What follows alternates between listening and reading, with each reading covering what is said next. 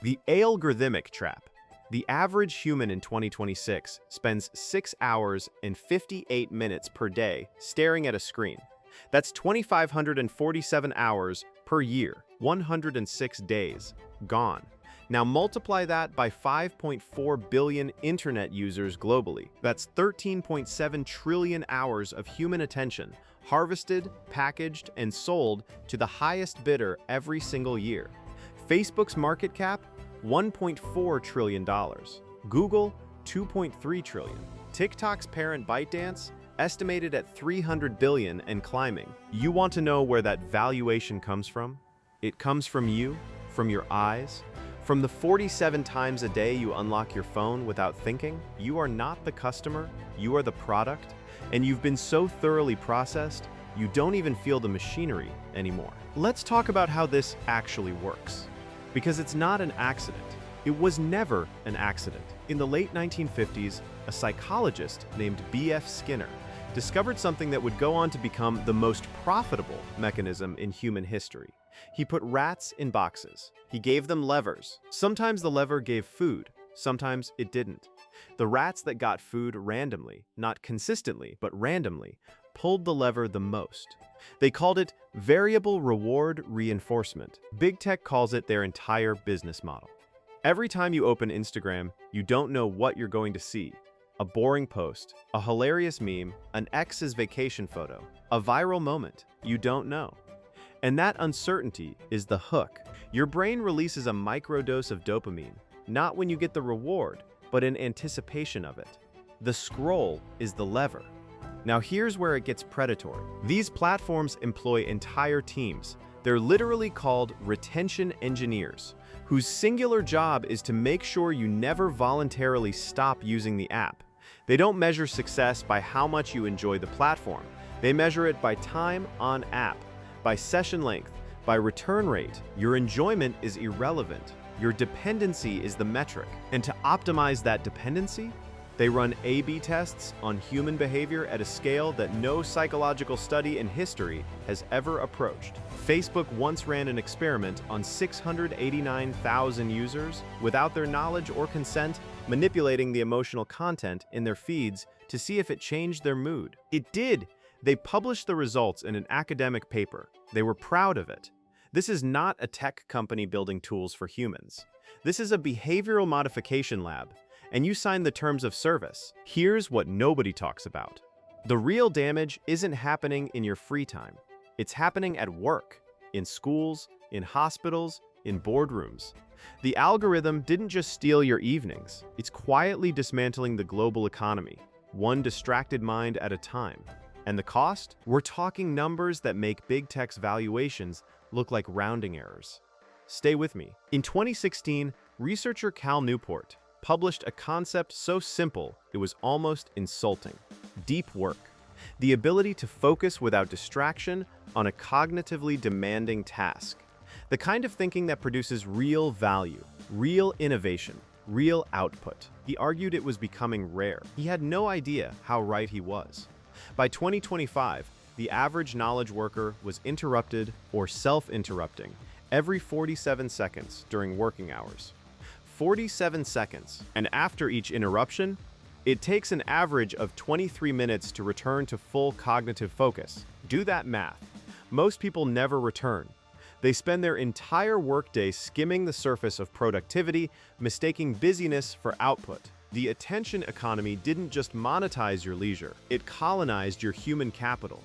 And the global numbers are staggering. The IMF estimates that lost economic productivity from digital distraction costs the global economy somewhere between $1 trillion and $3 trillion annually. McKinsey Global Institute has flagged cognitive fragmentation as one of the top 5 threats to the future of skilled labor. The World Economic Forum now lists sustained attention as a core workforce competency, right alongside coding and data analysis. Think about what that means. We built a $10 trillion digital infrastructure, satellites, fiber cables, data centers consuming 3% of global electricity specifically to deliver content to human eyeballs 24 hours a day. And the downstream effect of that infrastructure is a global workforce that literally cannot concentrate. We have entire generations entering the workforce who have never experienced sustained focus as a baseline state. Children who grew up with algorithmic feeds have measurably shorter attention spans than those who didn't. Not because they're less intelligent, but because their neurological reward systems were calibrated during development to expect novelty every 8 seconds.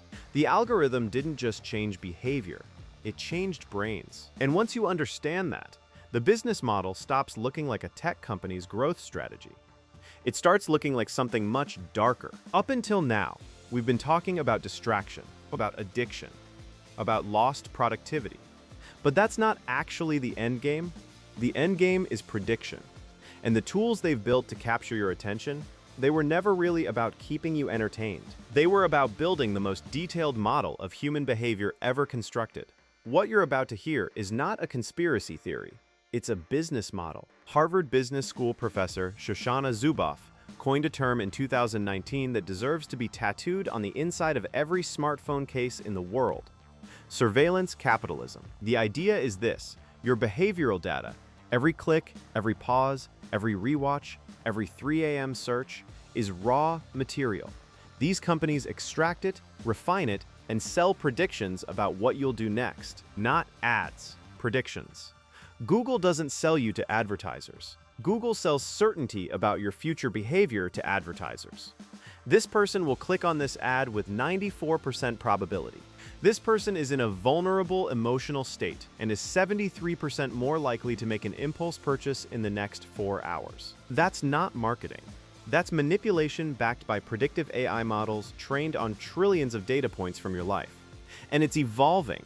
The next generation of these models doesn't just predict what you'll buy, they predict what you'll believe, which political candidate you'll support, which conspiracy theory you'll be receptive to, which outrage will make you share, engage, recruit others into the loop. Cambridge Analytica was not an anomaly. It was a proof of concept. Here's the architecture as it stands in 2026. Your attention generates behavioral data. Behavioral data trains predictive models. Predictive models sell certainty to corporations and political actors. Those actors use that certainty to shape your decisions. Your decisions generate more behavioral data. It's a closed loop, a dopamine loop at the individual level, a control loop at the civilizational level, and the entire system runs on the same digital infrastructure we celebrated as the democratization of information.